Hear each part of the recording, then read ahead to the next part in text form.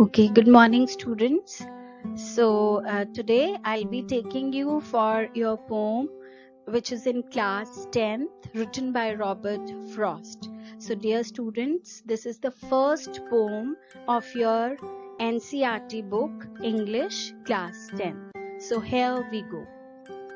So, the title of the poem is Dust of Snow, and which is written by an American poet, Robert Frost.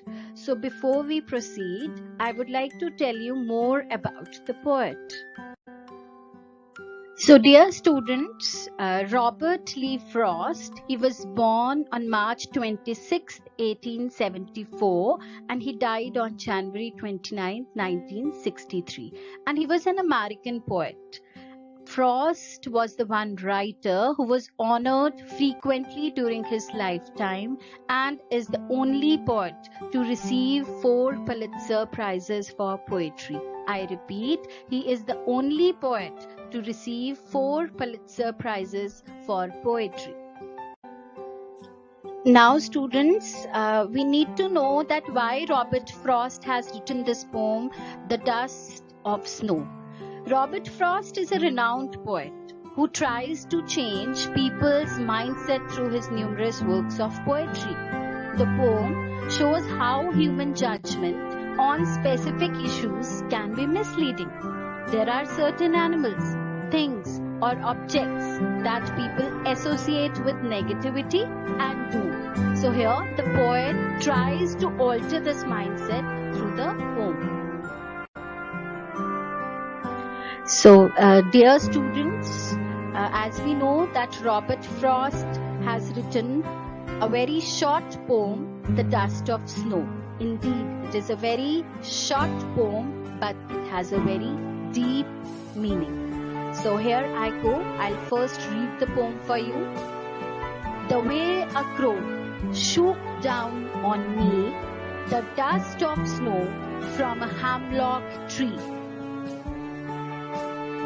has given my heart a change of mood and saved some part of a day I had rued.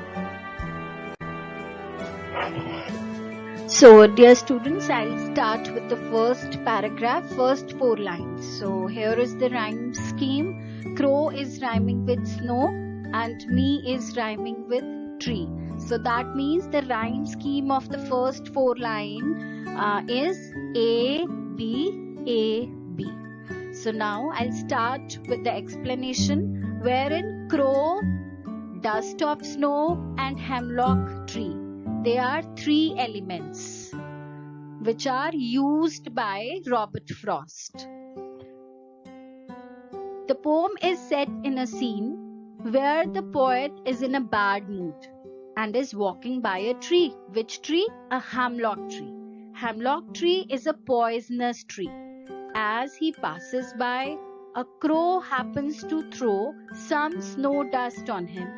Whether it falls on his head or shoulders, it is unknown to us because it is not clear in the poem.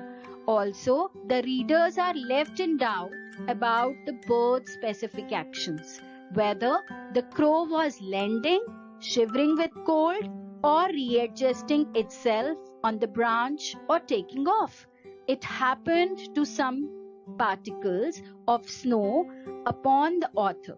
Here the 2 agents of nature, the hemlock tree and the crow, are signifiers of sadness and gloom, just like the poet's mood was in the opening scene. Now let's move to the second paragraph of the poem. I'll read the paragraph to tell you about the rhyme scheme. So second paragraph which says that it has given my heart a change of mood and saved some part of a day I had rued. Heart is rhyming with part and mood is rhyming with rude. So what is the rhyme scheme again? It is same as it was for the first paragraph. A, B, A, B. Now the explanation. For reasons unknown, the author was having a terrible day. It is not given in the poem that why he was sad. but the falling of the snow on his head lifted his mood instantly. He had already spent his day in a bad mood, but the rest of it was saved by the crow and the hemlock tree. Generally, hemlock tree and crow are used for negative references, students, but the poet used them beautifully to portray that inauspicious things in your life can bring joy and happiness too. One must not take things for granted and should be open and accept whichever way the nature chooses to bless us. So dear students, before I take up the poetic devices used in this poem, I would like to specify that why these poetic devices are used in poems, why poets use them in their poems. So answer is that these are used to make a poem more powerful. Poetic devices help the poet to decorate his poem, and these devices make the meaning of the poem more clearer. Now we will take up poetic devices which are used in this poem. So first poetic device which is used in this poem is alliteration. Alliteration means the occurrence of same letter or sound at the beginning of adjacent or closely connected words, like has given my heart. So here H word is repeated in the same line. H alphabet is repeated. Next example is and saved some part. So S is repeated here in the same line, connected words. Now next poetic device which is used here is assonance. Assonance is the prominence of a vowel sound throughout a line is called assonance. Like in stanza 1, line 2, shook down, repetition of which vowel? O. Shook down on me. So O sound is prominent here. So this poetic device is called assonance. So next poetic device which poet has used in this poem is enjambment. Enjambment means when the same sentence continues to the next line without the use of any punctuation marks like comma or full stop. It is called enjambment. It has been used throughout the poem. Now the theme of the poem. First theme is that dust of snow has its main themes like communication between nature and humans, nature healing and helping with negative human emotions. Like poet was in a very sad mood when he was sitting under the hemlock tree and all of a sudden crow shook. So crow is a symbol of nature.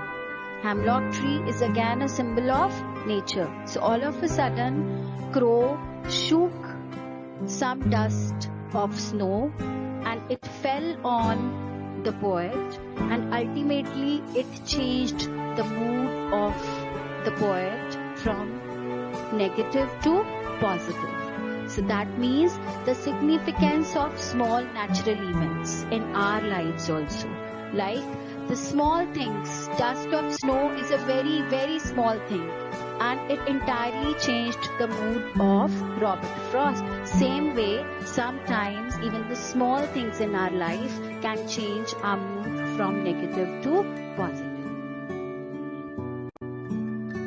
So dear students, let's recapitulate the poem. Small things, what we have learned, that small things can bring a big change in your life, in our life rather. The message given by poet Robert Frost through the poem Dust of Snow is a positive change that can take place through negativity also, because negative symbols which are used by Robert Frost are crow, hemlock tree. So the little things can bring big change in life. So what was that little thing? The way crow shook the dust of snow on the poet who was sitting under hemlock tree, which was poisonous.